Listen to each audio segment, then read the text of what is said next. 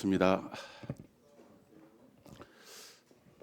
일부에 한 3, 40분이 참석을 하셨다가 빠져나가니까 자리가 편안하시죠? 예. 예배 시간에는 너무 꽉 차서 공기도 좀 탁하고 자리도 비좁아서 불편하실 텐데 편안하게 말씀을 나누시면 되겠습니다. 제가 다니는 길에 아까도 그 벚꽃 얘기했는데 꽃이 만개해서 날씨도 좋고 공기는 안 좋죠. 날씨는 좋은데 우리들의 마음에도 이렇게 꽃이 만개한 것처럼 그 편안하고 평안해야 되는데 우리의 삶이 그렇지 못한 것 같아요. 특별히 우리 교회 전체 단톡방이나 그 영남 지역에 이런 그 장로 형제님들 단톡방이 있고 또 이런 각종 여러 가지 밴드들 뭐 이런 것들을 보면은 늘 참 마음이 이렇게 부담이 되는 그런 일들이 많이 있는 것 같습니다. 우리 인생이 그 광야 같기 때문에 항상 문제가 늘 그 존재하는 것 같아요. 하나 해결하면 또 하나 생기고 또 하나 생기고 끊임없이 이러한 세상에서 우리가 하나님을 알고 예수 그리스도를 구주로 영접했다고 하는 것이 얼마나 놀라운 복인지. 세상 사람들은 그 자기의 경험이나 지혜로 자기의 능력으로 인생의 문제를 풀으려고 하지만 절대로 결코 풀을 수 없는 인생의 문제들이 참으로 많이 있습니다.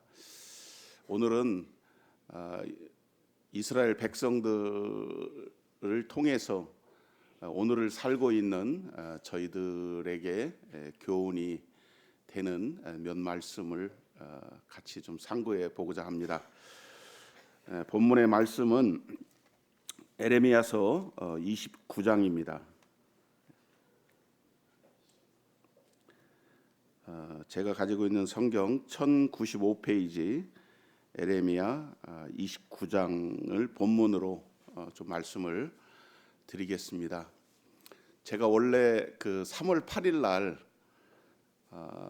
이게 말씀을 전하기로 돼 있었는데 하루 전날 갑자기 일정이 바뀌었어요. 왜 그렇게 됐냐면 제가 토요일 날 그 교회 회의하러 오다가 그 턱에 걸려서 도로에 이게 방지턱이 있죠. 거기 걸려서 넘어졌는데 제가 굉장히 크게 다친 줄 알았어요. 그 제가 사진을 찍어놨는데 제가 올릴까 말까 하다가 창피해서 안 올렸습니다. 아직까지도 80% 정도 치료가 됐는데 이마, 이 광대뼈, 인중, 코 이런 데에 찰과상을 입어가지고 병원에 가서 치료받고 또 계속 그 피부과에 다니면서 치료를 열심히 해서 왜 그러냐면 3주에 그 강단에 서야 되기 때문에 제가 상처난 모습을 또 보여서는 안 되잖아요. 계속 마스크를 쓰고 다녔더니 성도님들이 어디 또 아픈가? 왜 그래? 그래서 제가 고백을 하는 겁니다. 그래서 하나님께서 왜 이렇게 특별히 이런 일이 제 평생에 거의 없었던 것 같아요. 지난 수십 년간. 근데 갑자기 이렇게 됐지. 그래서 제가 그 지난 이제 3주간 지내오면서 이렇게 생각한 것은 주일 3번 또 수요일 3번 제가 말씀을 들으면서 조금 그 이해가 돼서 말씀이 굉장히 축복이 되고 우리 젊은 형제님들 또 장로 형제님들이 그 전해주신 말씀을 통해서 제가 그 준비한 말씀하고 제가 계속 묵상을 하니까 이게 연결이 많이 되잖아요. 특별히 그 우리 양평원 형제님 그 에레미야에서 강해를 했는데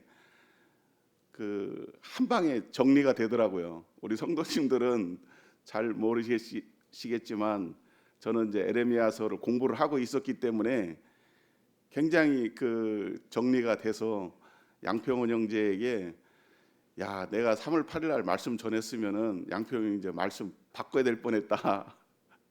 우리 양평원 형제가 먼저 말씀을 전하고 제가 그 중에서 다시 요약을 해서 에레미야의 이 중심이 에레미야서 29장입니다. 59장 중에서 29장이 에레미야 전체 단락의 마지막 부분에 해당이 되고, 이때는 이미 BC 597년 2차 포로들이 바벨론으로 끌려간 이제 그러한 시기였습니다.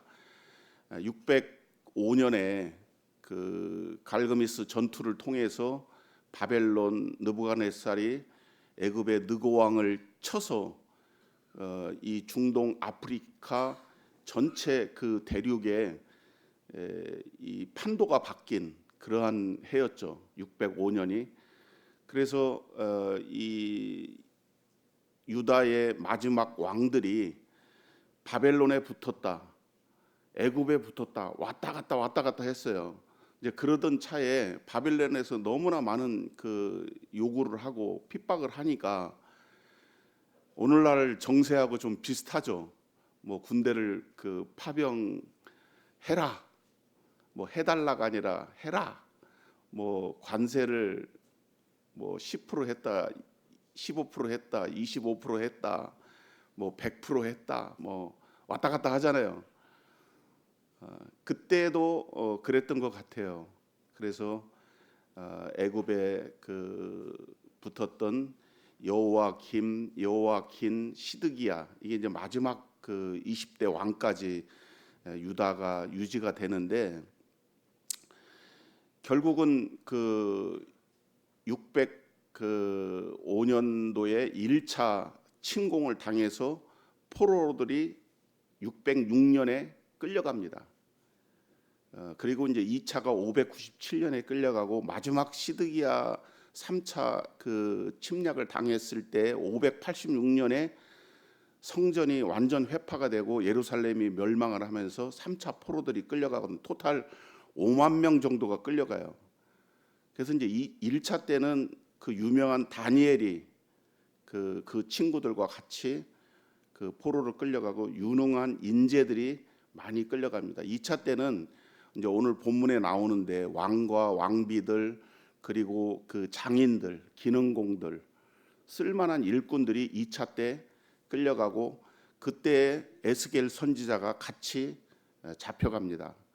이제 3차 때는 또 남은 그때 당시 유다 백성들이 최고로 많이 보면 30만인데 한 20만, 25만 정도 중에서 5만 명 정도가 잡혀갔으니까 쓸만한 사람들, 일꾼들은 다 바벨론으로 끌려간 거예요. 이제 이랬던 상황을 놓고 보면 1차, 2차에 끌려간 백성들이 거의 대다수가 인재들이 끌려갔는데, 이스라엘 백성들은 자기들이 선민이잖아요. 하나님의 거룩한 백성들이잖아요. 그래서 아무거나 먹지 않습니다. 아무 옷이나 입지 않아요. 또 아무렇게나 행동하지 않습니다. 행동에 율법의 제약을 받고 살아갑니다. 그러니까 생각과 삶이 이 세상 이방 민족들하고는 너무나 다른 거예요. 그런데 바벨론, 그것도 이민을 간 것이 아니라 종으로, 노예로 끌려갔단 말이에요. 집도 없고 직업도 없고 자기들 마음대로 할 수 없는 자유도 없는 것입니다. 그리고 끌려간 사람들 중에서 거짓 선지자들, 거짓 예언자들이 일어나서 이 백성들을 위로한다고 자기들의 이익에 합한 얘기들을 하는 거예요. 여기 28장 11절에 보면 모든 백성 앞에서 하냐냐가 말하여 이르되 여호와께서 이와 같이 말씀하시리라 내가 2년 안에 모든 민족의 목에서 바벨론 왕 느부갓네살의 멍에를 이와 같이 꺾어 버리리라 하셨느니라 하매 선지자 에레미야가 자기의 길을 가니라. 이 하냐냐라는 선지자가 일어나서 2년 너희들 지금 여기 끌려와서 고생하는데 2년 후면 고토로 돌아간다. 조금만 참아라. 어떻게 들으면 굉장히 위로가 되는 그런 말이죠. 왜 그러냐면 끌려간 이스라엘 백성들이 정상적인 삶을 살 수가 없는 것이에요. 군에도 자유가 없지만 이 세상에서 보면 직장에서도 자기 마음대로 못하죠.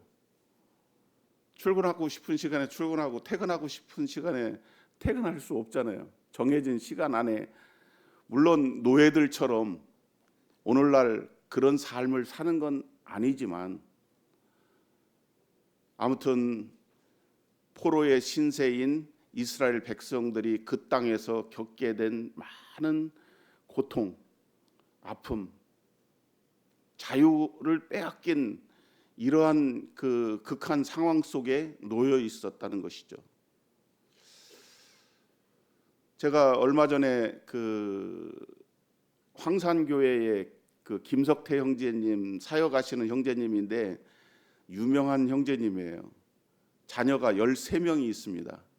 그 방송에서도 출연하고 그 신문에도 나고 그 군에서도 그 이 가정에 그 쌀과 뭐 자녀가 13명이니까 3명도 아니고 13명 상상이 되십니까? 그 형제님이 얼마 전에 이 폐암 판정을 받고 이 폐암이 그 간에 전이가 되고 뼈에 전이가 돼서 지금 항암을 받고 있는 중에 이 눈에까지 암이 퍼져서 망막이 떨어진 상태로 지금 그 수술을 기다리고 있습니다. 제가 눈에 이 오른쪽 눈에 그 망막이 떨어져 봐서 아는데 갑자기 이 화면이 새카매지는 거예요. 그 형제님 소식을 들을 때 참 가슴이 멍멍하죠. 먹먹해요. 또 우리 그 최성분 자매님 소식도 듣고 또 제 처남인 강영기 형제 병원에서 빨리 나와서 예배 드리러 나올 날만 기다리고 있어요. 근데 의학적으로 제가 볼 때 이 왼쪽 발과 팔, 그러니까 반신 불구가 된 거죠. 현재는 참 갇혀 있는 포로가 된 자유가 없는 이러한 분들이 저희들과 함께 저희들 중에 있다고 하는 것입니다. 또 우리 각 사람도 그렇죠. 뭐 직장, 가정뿐만이 아니라 우리의 심령 속에 정말 그 우리의 의지대로 할 수 없는 그런 일들이 참 많죠. 뭐 자식도 그렇고 우리의 뭐 건강도 그렇고 또 우리하고 관계를 맺고 있는 하나 저 사람만 없으면 정말 마음이 편할 텐데 이런 분 주변에 계십니까? 이러한 시대를 살고 있는 저희들에게 이 에레미야서 29장의 말씀은 몇 가지 교훈을 통해서 유익한 말씀이라고 제가 이렇게 생각이 되어서 이 말씀을 묵상하게 되었습니다. 이스라엘 백성들이 이렇게 포로가 되고 자유를 빼앗기고 나라를 빼앗긴 것은 오늘 본문에서도 나와 있지만 29장 한 페이지를 넘겨서 19절을 한번 보겠습니다. 19절 20절입니다. 에레미야서 29장 19, 20절을 읽겠습니다. 여호와의 말씀이니라. 너희들이 내 말을 듣지 않았기 때문이니라. 내가 내 종 선지자들을 너희들에게 꾸준히 보냈으나 너희는 그들의 말을 듣지 않았느니라. 여호와의 말씀이니라. 그런즉 내가 예루살렘에서 바벨론으로 보낸 너희 모든 포로여 여호와의 말씀을 들을지어다. 이 에레미야 29장 짧은 절에 여호와의 말씀이라는 말씀이 19번이 나옵니다. 말씀이 우리가 받는 모든 어려움과 고난과 모든 징계는 이 하나님의 말씀을 듣지 않고 불순종했기 때문이라고 생각합니다. 자식이 부모 말만 잘 듣고 자라도 또 어른들의 말을 잘 들으면 자다가도 떡이 생긴다. 이런 말이 있죠. 그런데 저희들은 하나님의 말씀을 듣긴 들어요. 근데 삶의 변화가 없어. 듣는데, 아는데 이 말씀을 어긴단 말이에요. 순종하지 않는단 말이에요. 왜 그럴까? 왜 이것이 하나님의 말씀이고 절대적인 진리인데 우리는 왜 이 말씀을 듣지 않을까? 오늘날 많은 말씀들이 난무합니다. 우리가 성경 공부도 하고 유튜브도 보고 또 성경 암송도 하고 많은 우리가 영적인 그런 하나님의 말씀을 접하게 되는데 우리의 삶에 변화가 없고 깨달음이 없는 것은 저는 그렇게 생각해요. 이 하나님의 세미한 음성을 듣질 않는 거예요. 그러니까 하나님과의 그 만남, 교통, 소통이 없어요. 이것이 이스라엘 백성들도 많은 여기 말씀하셨잖아요. 선지자들을 계속 보냈어요. 대언자들, 하나님의 말씀을 대언하는 대언자죠. 그런데 저들이 이 하나님의 말씀을 듣지 않고 불순종한 거예요. 이때 당시 이 바벨론의 침공을 당하고 나라를 잃었을 때 이 상황은 이 이스라엘로서는 최고의 극한, 악한 상황이었다고 하는 것입니다. 부자들이 가난한 자들, 우리나라 옛날 조선시대 때도 그랬잖아요. 양반들이, 소수의 양반들이 이 착취를 해서 부를 축적하는 고위 공직자들이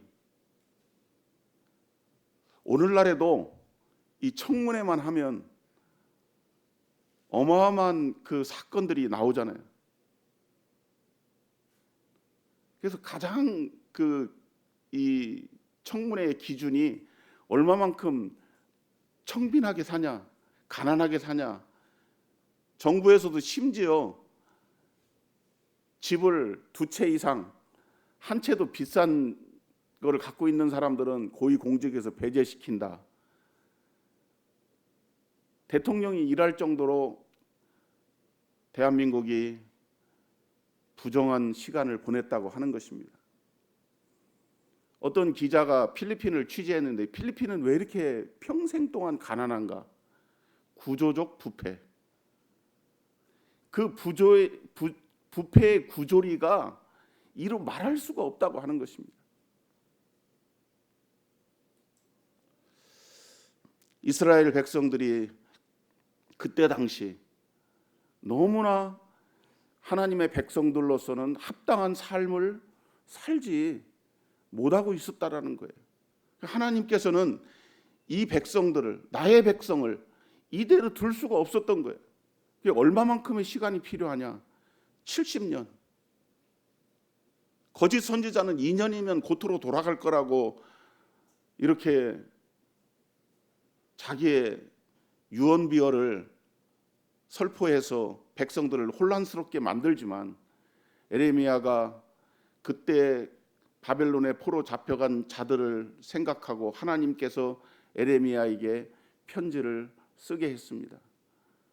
말씀을 주셔서 그것을 바벨론으로 보내서 그 바벨론 포로된 백성들이 그 편지를 읽은 내용이 이제 오늘 본문에 나오는 것입니다. 제가 1절로 14절까지인데 저를 도와서 교독을 좀 하면 좋겠습니다. 1절 제가 읽겠습니다. 14절까지. 선지자 에레미야가 예루살렘에서 이 같은 편지를 느부갓네살이 예루살렘에서 바벨론으로 끌고 간 포로 중 남아있는 장로들과 제사장들과 선지자들과 모든 백성에게 보냈는데, 그때는 여호와 왕후와 궁중 내사들과 유다와 예루살렘의 교관들과 기능공과 토공들이 예루살렘에서 떠난 후라 유다 왕 시드에게가 바벨론으로 보내어 바벨론의 왕 느부갓에게로 가게 한 사반의 아들 엘리사와 힐기야의 아들 그마랴 편으로 말하되, 만군의 여호와 이스라엘 하나님께서 예루살렘에서 바벨론으로 사로잡혀 가게 한 모든 포로에게 이와 같이 말씀하시니라. 너희는 집을 짓고 거기에 살며 텃밭을 만들고 그 열매를 먹으라. 아내를 맞이하여 자녀를 낳으며 너희 아들이 아내를 맞이하며 너희 딸이 남편을 맞아 그들로 자녀를 낳게 하여 너희가 거기에서 번성하고 줄어들지 아니하게 하라. 너희는 내가 사로잡혀 가게 한 그 성읍의 평안을 구하고 그를 위하여 여호와께 기도하라. 이는 그 성읍이 평안함으로 너희도 평안할 것임이니라. 만군의 여호와 이스라엘 하나님께서 이와 같이 말씀하시니라. 너희 중에 있는 선지자들에게와 점장에게 미혹되지 말며 너희가 꾼 꿈도 고지 듣고 믿지 말라. 내가 그들을 보내지 아니하였어도 그들이 내 이름으로 거짓을 예언함이라. 여호와의 말씀이니라. 여호와께서 이와 같이 말씀하시니라. 바벨론에서 70년이 차면 내가 너희를 돌보고 너의 선한 말을 너희에게 성취하여 너희를 이곳으로 돌아오게 하리라. 여호와의 말씀이니라. 너희를 향한 나의 생각을 내가 아나니 평안이요 재앙이 아니니라. 너희에게 미래와 희망을 주는 것이니라. 너희가 내게 부르짖으며 내게 와서 기도하면 내가 너희의 기도를 들을 것이요 너희가 온 마음으로 나를 구하면 나를 찾을 것이요 나를 만나니라. 이것은 여호와의 말씀이니라. 너희를 포로된 중에서 다시 돌아오게 하되 내가 쫓아내었던 나라들과 모든 곳에서 모아 사로잡혀 떠났던 그곳으로 돌아오게 하리라. 이것은 여호와의 말씀이니라. 여기 세 가지를 말씀하고 계십니다. 여기 그 이스라엘 백성들이 그러한 삶을 살고 있을 때 방황하고 어떻게 살아야 될지, 희망이 무엇인지, 이러한 그 절망 가운데 있었을 때에 하나님께서는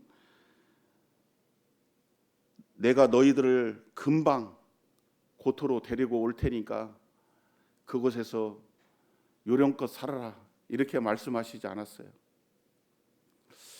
우리가 지금 놓여져 있는 처지와 형편이 어떠하든지 지금 처한 환경이나 상황이 마음에 안 들 수 있습니다. 나중에 이스라엘 백성들이 70년이 차서 다니엘서 9장에 보면 다니엘의 기도가 나오는데, 다니엘이 606년에 끌려갔다고 그랬잖아요. 거의 70년이 다 되니까 하나님께서 다니엘에게 계시를 주셨어요. 그 다니엘이 하나님 그를 예루살렘을 향해서 이 바벨론에서 기도를 합니다. 그게 이제 그 다니엘서 9장에 나오는데, 그때 그 돌아온 갈 때도 1, 2, 3차로 이렇게 포로로 잡혀갔지만 돌아올 때도 잘 아시는 것처럼 1차, 2차, 3차 그 오랜 세월을 거쳐서 그 귀환을 하게 됩니다. 아수르가 바벨론에 의해서 멸망을 당하고 이 바벨론 대제국이 페르시아, 오늘날의 이란, 그 메데 바사 제국. 지금 뭐 이란 전쟁 때문에 난리 나는데 사실은 이란을 만만히 볼 나라가 아니에요. 그 이란 그 페르시아 메데의 북쪽과 서남쪽 그게 오늘날의 그 이란인데 어마어마한 땅덩어리죠. 거기에 그때 그것뿐만이 아니라 이 바벨론이 그 인근에 아까 그 애굽까지도 멸망을 시켰다고 그랬잖아요. 엄청난 제국을 이루고 있었는데 그 페르시아에 의해서 우리가 잘 아는 고레스 2세를 통해서 그 바벨론 제국이 멸망을 당합니다.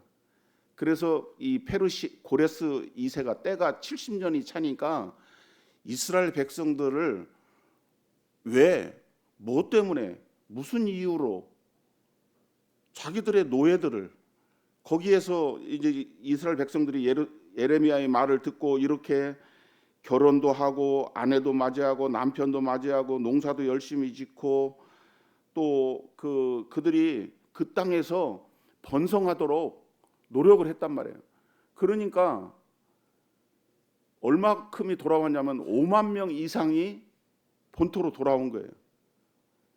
잘 아는 1차의 그 수룹바벨, 2차의 그 에스라, 3차의 그 느헤미야 이렇게 해서 많은 시간을 거쳐서 돌아오고 성전이 완성되고 성벽이 완성돼서 이스라엘이 원대 복귀한 이제 그러한 그 상황이 되었는데 하나님께서는 이스라엘 백성들은 우리에게 무슨 희망이 있고 무슨 미래가 있냐 이렇게 생각할 때 오히려 지금 있는 그 바벨론에서 정상적인 삶을 살아라고 하는 것이에요. 그것이 너희들에게 유익하고 나중에 이들이 여기에서 일군 그 재산과 또 그들이 낳은 자녀들을 데리고 인재들을 키워야 될 거 아니에요. 다니엘은 그 고위 공직에 오르고 그 친구들과 또 그곳에 어떻게 보면 그 제국의 그 문물과 학습을 한 거잖아요. 마치 모세가 그랬던 것처럼 요셉이 형들에게 팔려서 노예로 잡혀갔지만 이 요셉이 생각한 것은 무엇이었냐?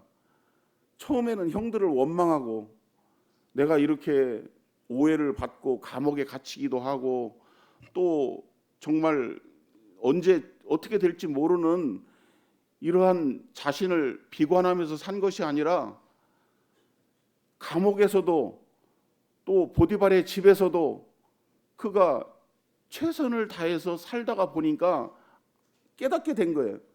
아, 하나님께서 나를 이곳에 보내신 것은 다 이유가 있구나. 그리고 워낙 총명하고 하나님이 지혜를 주시니까 그가 국무총리에까지 이르게 되고 나라를 다스리는 그 고위직에 올라갔단 말이에요. 그러니까 자기 형들이 식량을 구하러 왔을 때 그들에게 줄 수 있었고 그들의 민족을 애굽으로 데리고 와서 거기에서 번성케 해서 만약에 히브리 민족으로 가나안 땅에 있었으면 그만큼 나중에 출애굽할 때만큼 번성할 수가 없었을 거예요. 이 히브리라는 말이 버려진 민족, 거지라는 말이에요. 거지. 이 히브리라는 그래서 그 이방 민족들에게 있어서 히브리 민족은 70명, 80명이 그 애굽으로 갔으니까 그 사실은 물론 그때 당시 인구가 지금처럼 많지는 않았지만 7, 80명, 100명 미만이라고 한다면 그것은 아주 작은 조그만한 뭐 부족이라고 할까? 뭐 그런 정도밖에 안 됐던 것이죠. 그런 것처럼 하나님께서는 이 이스라엘 노예로 간 여기 인재들이 정상적인 삶을 살고 그들이 신세를 한탄하는 것이 아니라 처해진 환경에서 그들이 가서 보니까 풍습도 다르고 공기도 다르고 먹는 음식도 다르고 입는 옷도 다르고 도저히 살 수가 없는 거예요. 제 친구가 전라남도 여수에서 울산으로 이사를 왔는데 매일 놀림을 받았대요. 초등학교 때. 그래서 학교 가기가 싫은 거야. 제가 저 옥동 예비군 그 부대에서 예비군 훈련 받는데 옆에 있는 그 사람이 그러더라고요. 고향이 어디냐고. 대전이다.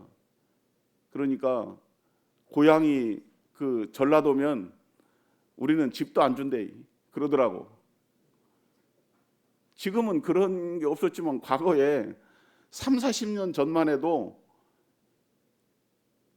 제가 못 먹는 음식이 많았어요. 그 열무김치에다가 쌈쳐 넣은 거 지금도 못 드시는 분 많죠. 서울 사람들은 이 쌈초김치다. 이거 완전히 이스라엘 백성들이 그곳에 가서 노동을 하는데 먹는 음식도 달라요. 자기들은 거룩한 백성, 하나님의 선민이 이렇게 비참한 노예 생활을 하고 있다라는 자기 비하, 자기 신세 한탄을 하면서 울분을 매일같이 토한다고 생각해 보세요. 그래서 하나님께서는 너희가 육체의 몸을 가졌은즉 갇힌 자를 동정하라. 참 우리가 우리의 옆 사람을 참 불쌍히 여기고 긍휼히 여기는 그런 마음, 그 주님의 마음이라고 생각합니다. 그래서 이스라엘 백성들은 하나님의 이 에레미야의 편지를 받고 그들이 정신을 차린 거죠. 우리의 상황이 아무리 어렵고 절박해도 우리가 이 하냐냐에 저런 미혹을 받아. 하냐냐만 있었던 것이 아니에요. 다음 페이지에 보면 이 스마냐가 이 바벨론의 제사장들에게 편지를 씁니다. 야, 이 에레미야의 편지를 보니까 이건 말도 안 되는 얘기다. 무슨 70년이냐. 그 에레미야 같은 사람을 그 예루살렘에 놔둬서는 안 된다. 저를 빨리 감옥에 쳐넣고 저의 목을 베라. 이렇게 그 스마냐가 예루살렘의 제사장들에게 편지를 씁니다. 거꾸로. 그때 에레미야가 저들을 저주하고 저들의 거짓을 이라는 말을 했을 때에 그들이 스마냐가 죽임을 당하거든요. 우리가 이 하나님의 그 말씀, 이것이 어떻게 보면 정확한 그 복음이라고 생각합니다. 우리가 믿지 않는 이 세상에 포로된 사람들에게 이 하나님의 말씀을 하냐냐처럼 거짓으로, 거짓된 잘못된 복음, 오늘날에도 그러한 거짓된 복음들이 많은 영상을 통해서 유포가 됩니다. 우리가 하나님의 말씀을 말씀되게 정확하게 전해야 될 것 같습니다. 여기 8절 9절에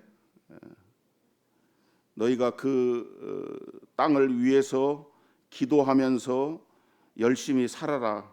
그리고 8절 9절에 보니까 만군의 여호와 이스라엘 하나님께서 이와 같이 말씀하시니라. 너희 중에 있는 선지자들에게와 점장에게 미혹되지 말며 너희가 꾼 꿈도 고지 듣고 믿지 말라. 내가 그들을 보내지 아니하였어도 그들이 내 이름으로 거짓을 예언함이라. 여호와의 말씀이니라.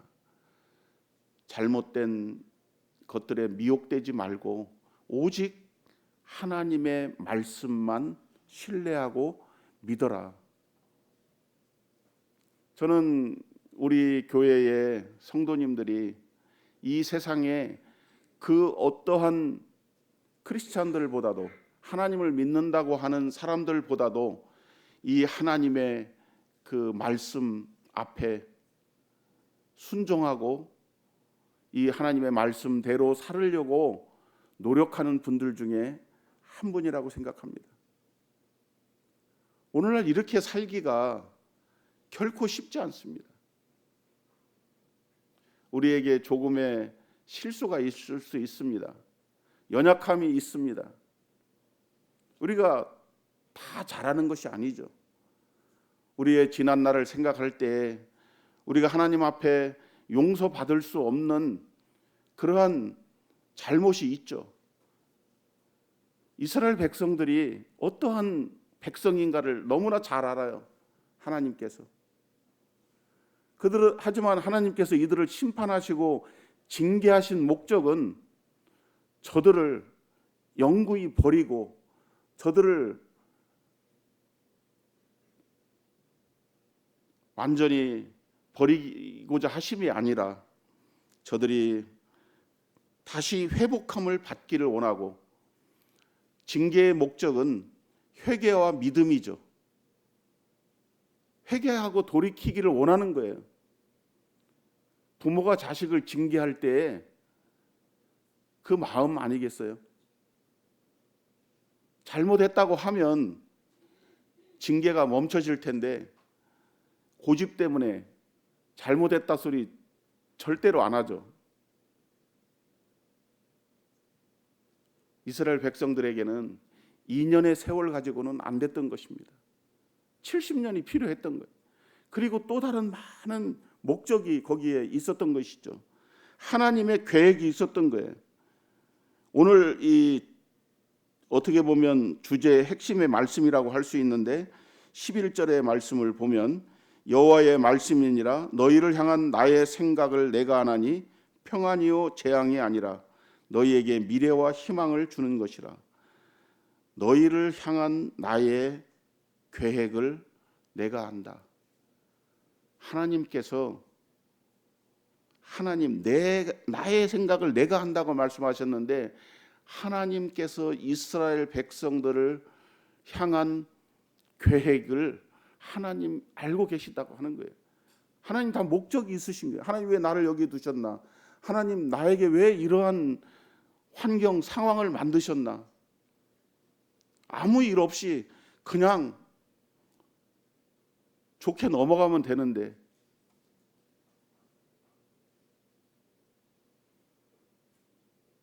제가 운동을 안 해서 걸려 넘어졌나? 살이 쪄서 넘어졌나? 근데 저는 알았어요. 3주 동안 이 말씀을 듣게 하셨구나.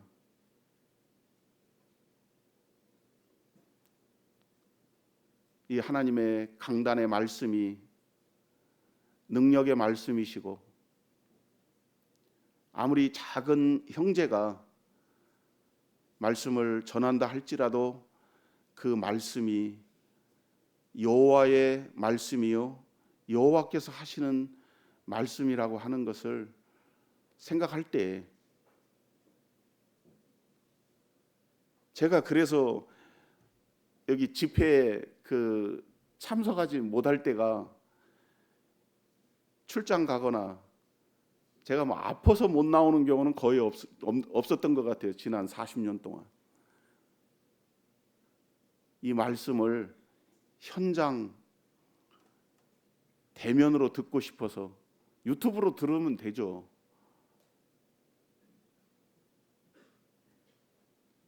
우리의 젊은 형제들이 하나님 앞에 예배드리고 또 하나님의 말씀을 강론하고 많은 미사오구나 또 아는 지식적인 그런 말씀보다도 깨달은 한마디가 1만 마디의 방언보다 나은 거거든요. 그 하나님의 세미한 음성을 듣고 그 말씀을 체험하고 그 말씀을 통해서 내가 변화를 입고 내가 바뀐 다음에 그 말씀이 증거될 때 거기에 그 말씀의 능력이 나온다고 생각합니다. 그러면 하나님께 맡겨지는 삶이 되어진다고 하는 것이에요. 김용찬 형제님 오셔서 나는 이제 하나님께 내 삶을 맡길 수 있습니다. 담대하게 그렇게 말씀을 하시잖아요. 그 개인의 건강의 어려움뿐만이 아니라 그 인도네시아 참 97% 무슬림 속에서 복음을 전한다고 하는 것이 얼마나 참 어려운 일이고, 날마다 엎드려야 되고, 온전히 하나님께 자신을 맡기지 않으면 그 땅에서 살 수 없는 이제 그러한 삶인 것이죠.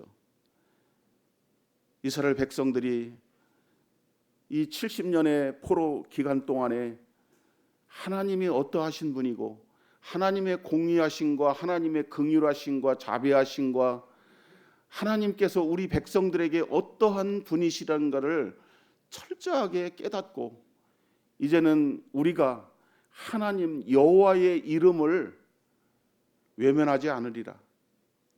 그래서 오늘날까지도 이스라엘 백성들이 그렇게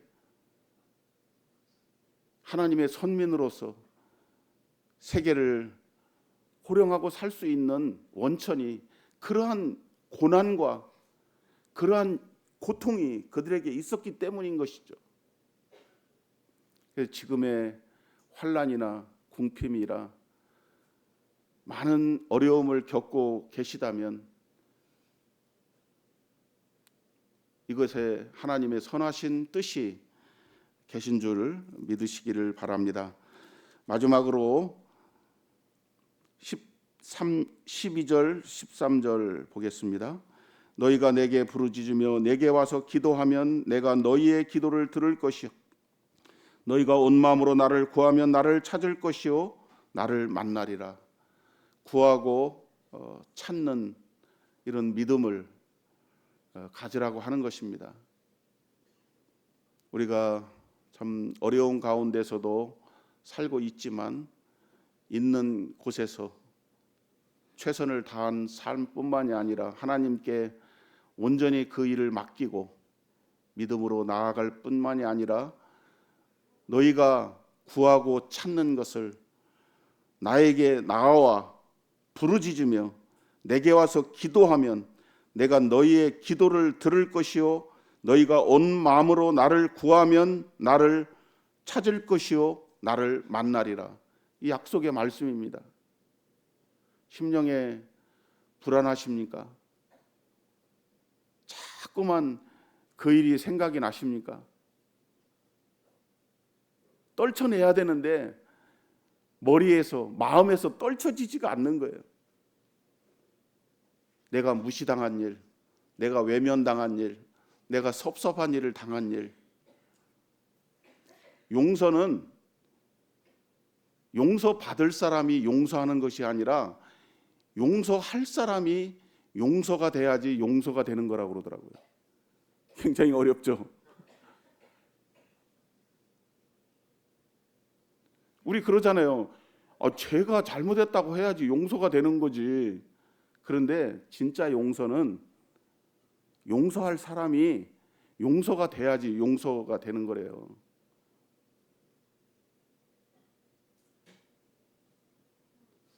하나님께 이 모든 것을 맡기고 구하고 찾고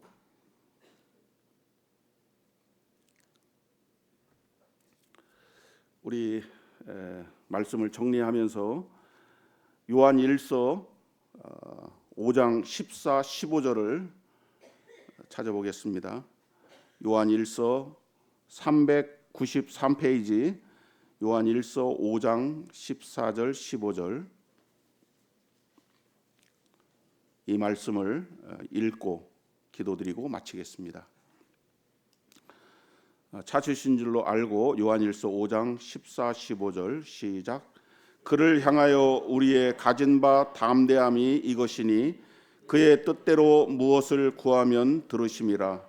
우리가 무엇이든지 구하는 바를 들으시는 줄을 안즉 우리가 그에게 구한 그것을 얻은 줄을 또한 아느니라. 참 놀라운 말씀입니다. 기도하겠습니다.